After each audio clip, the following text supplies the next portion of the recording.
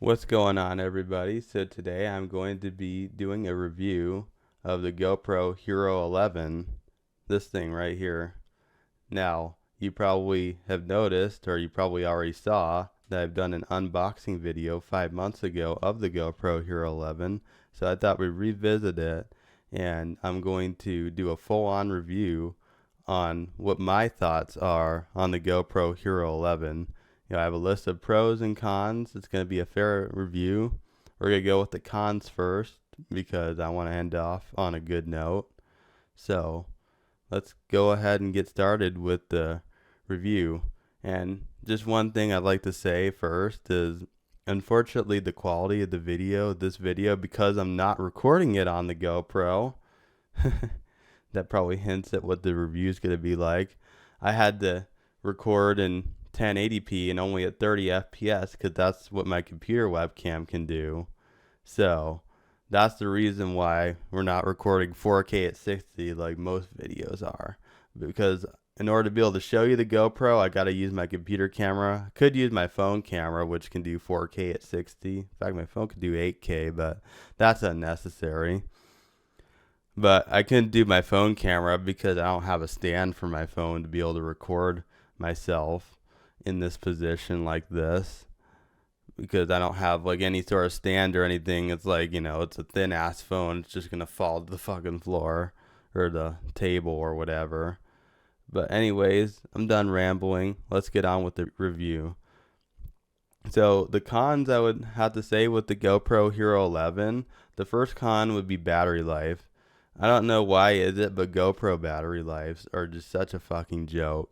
They don't last very long, and if you want to record a lot, on a single charge, you don't really get that luxury on the GoPro. So if you're going to be doing a lot of recording, you should probably get some external batteries. It's a good thing that they do come with removable batteries, and I have the panel off the side of here because I use it for my media mod, which we'll get into later.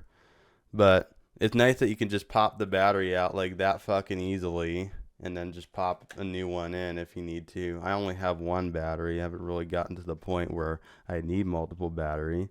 The second con would be software support. The software support, they have a lot of options for software support, but the software support that they have is kind of garbage.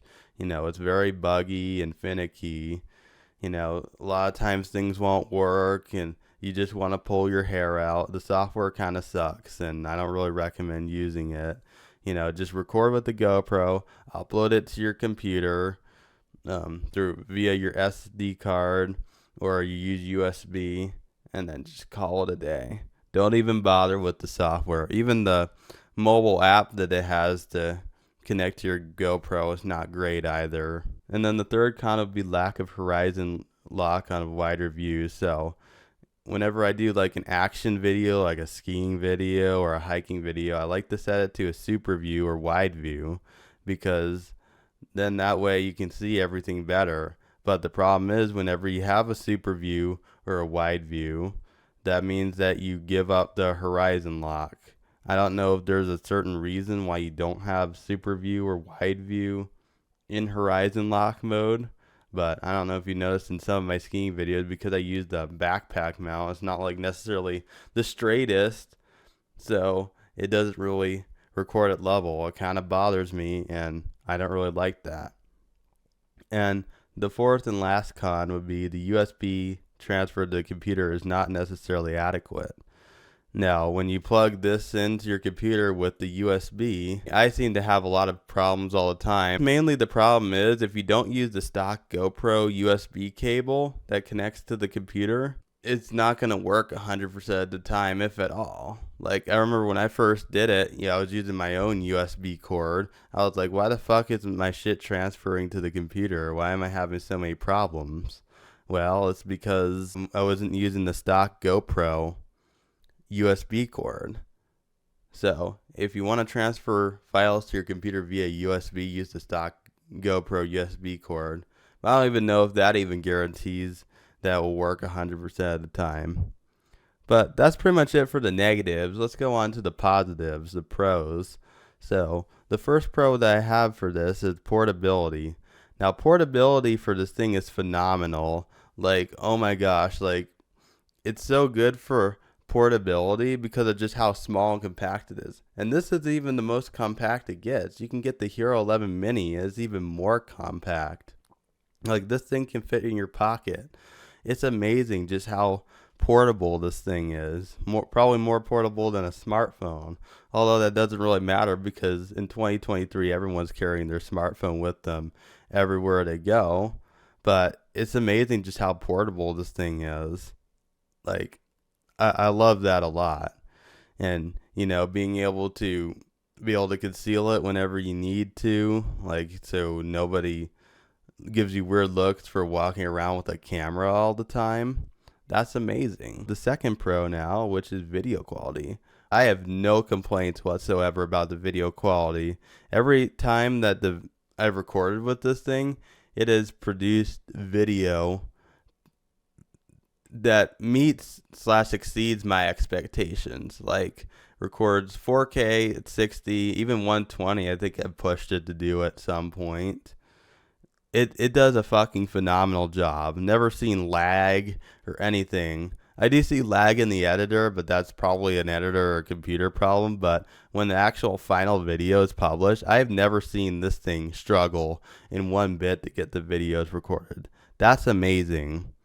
I mean, it's just amazing just what kind of quality the videos it produces. And the third pro I'd like to go with is motion stabilization. The motion stabilization is amazing on this thing. Whenever you're doing something like a skiing video where there's a lot of vibration going on with the recording, like if you just fucking record a skiing video with your phone, it's going to look like dog shit.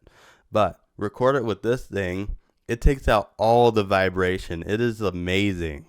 You can like actually see what's going on. It's like to the next level motion stabilization. I was fucking impressed by this thing, that it will like smoothen it out and make sure that the video quality is actually seeable, if that's even a word, whatever. And then the third pro would be simplicity. Simplicity of this thing is amazing. I'm not like a professional videographer. I didn't go to school for it or anything. I do it as a hobby to just record videos and vlog. So this is definitely the best camera for me. I guess if you're a professional, maybe you want something a little bit more heavy duty and more customizable. But even like on the pro mode of this thing, it's pretty simple to use. You really have to not know what you're doing in order to make a bad video with one of these things. The next pro would be accessories. They have so many selections of accessories. It's insane. They are really good at marketing towards people who are trying to film the outdoors. It's amazing. Like, for example, like this media mod that I was talking about earlier, the reason why I had the side panel off of here is to put the media mod in. You put it in. I use this for most of my videos because of the better microphone quality. But yeah, you just simply pop this in and it kind of just works like a normal GoPro. And the nice thing is you have these tabs here so that you can go ahead and put whatever cable you want. You have USB-C. I don't know what this one necessarily is, but if you have a cable that supports that, you have micro USB.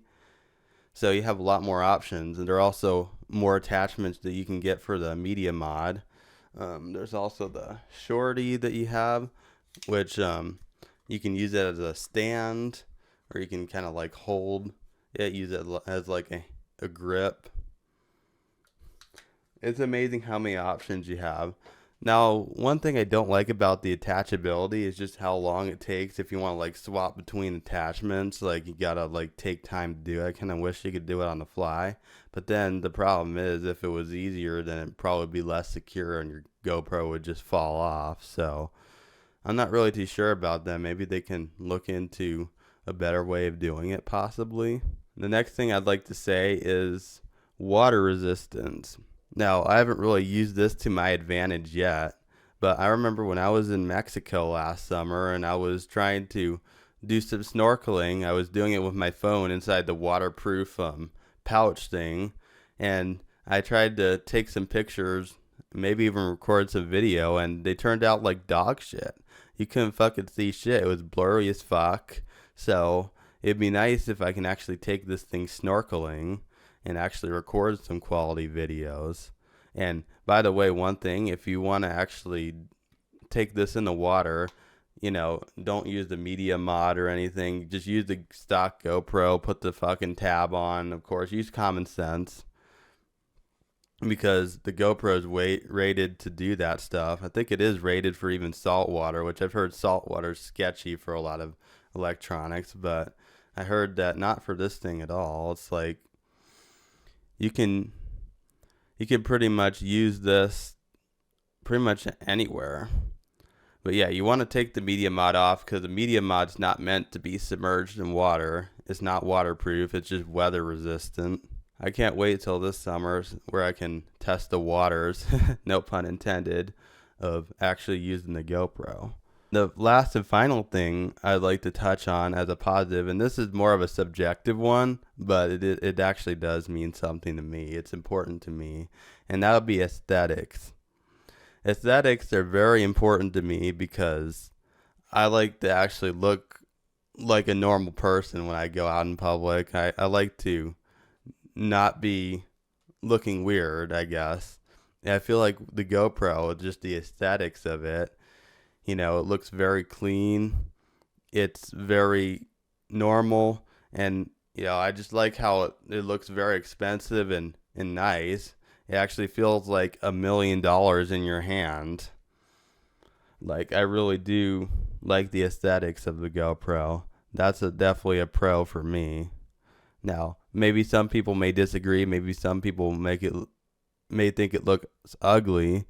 But what I think is better about the GoPro versus any other camera is when you have like a big fucking video camera, it's pretty fucking obvious you're recording. I guess it is pretty obvious if I just had this and I was just walking around in public with it, but it's a little bit more subtle, if you know what I mean. But that's pretty much the review for the GoPro.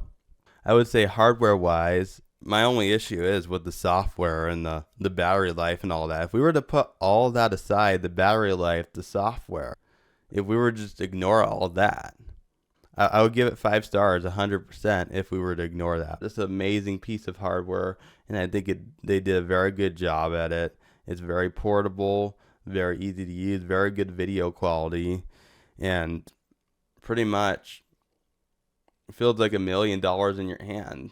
It's nice to have one of these things, to record moments. I love how it's just simple. You can just press and start recording. You don't even have to turn the damn thing on. It's nice. But unfortunately, we don't live in a perfect world, and every product does have problems. So, with the software issues and the battery life, it can be a little frustrating when you do have software issues and not good enough battery life, because that can definitely ruin the experience. Hardware can't exist without software.